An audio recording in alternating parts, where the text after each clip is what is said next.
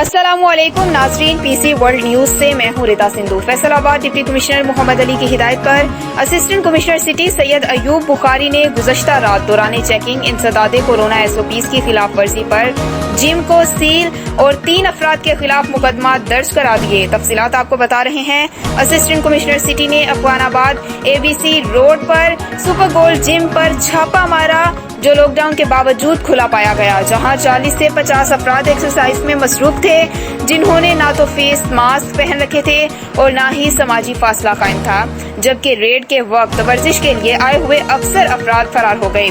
Assistant commissioner ने मौके से मोहम्मद शकील, एजाज अहमद और यासिन खान को पकड़कर हवाला पुलिस और उनके खिलाफ Punjab infectious disease prevention and control ordinance के तहत मुकदमा दर्ज और जिम को सील करा दिया।